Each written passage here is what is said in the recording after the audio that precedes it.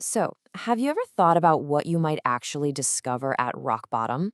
Well, we're about to dive into the incredible story of a professor whose life just completely unraveled. But in the middle of all that chaos, he found a totally new way of understanding human connection. And this is a quote from the man himself, David Michael Boge. Now, he doesn't just call it a rough patch.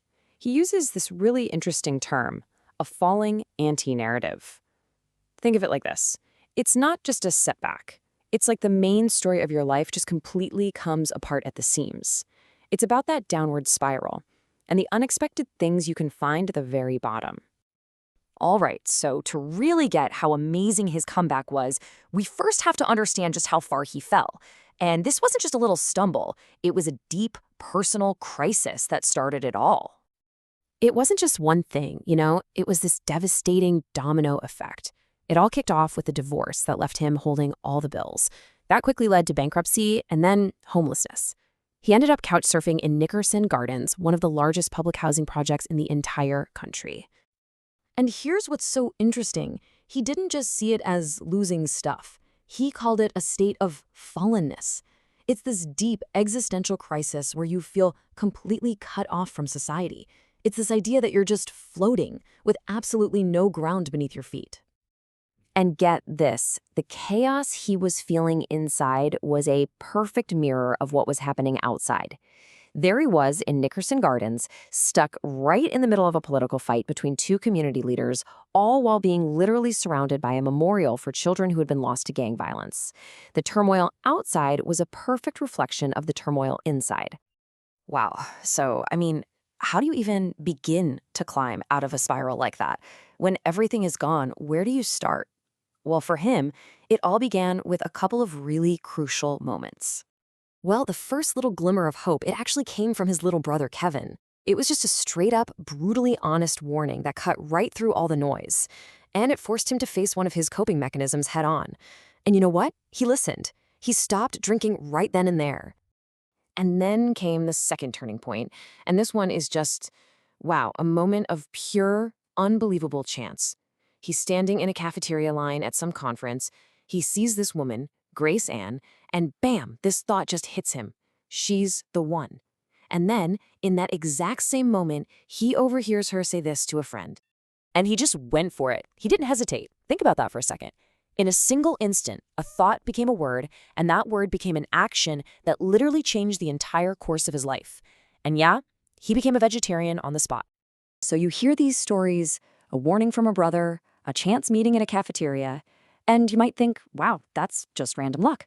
But for BOJE, it was something much deeper. It was all rooted in this new way of thinking he developed, a concept he calls the sixth W. You know the 5 Ws, right? Who, what, when, where, why. Well, BOJE says there's a sixth, and it's with. This is really the heart of his whole philosophy. With is about making a conscious choice to connect. It's the dialogue between your inner world and your outer actions. And it's the key to breaking through that feeling of total alienation.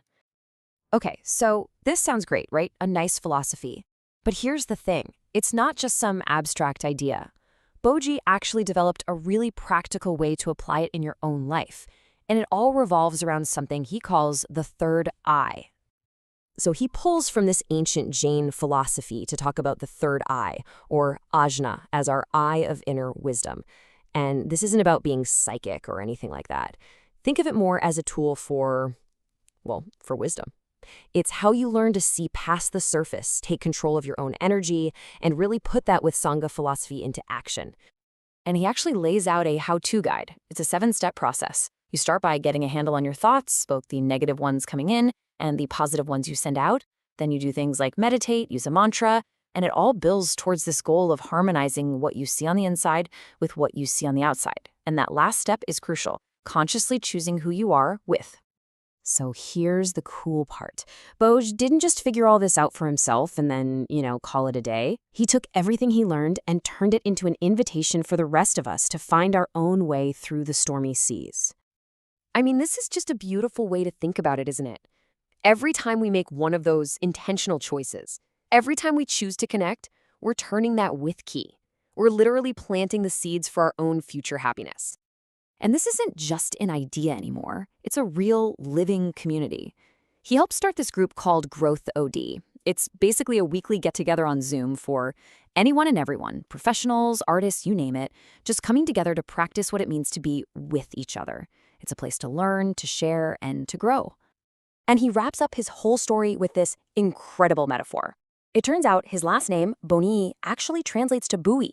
And that's exactly how he sees himself now. Not as a rescuer chasing after ships, but as something stable, something anchored, that's just there to mark a safe passage for other people navigating their own storms. And that really brings it all back to us, doesn't it? This whole incredible story of falling and rising, it's not just about him. It's an invitation for us to look at our own lives and ask, okay, when I'm in those rough waters, what are my buoys? What are the things, the people, the ideas that can help guide me back to shore?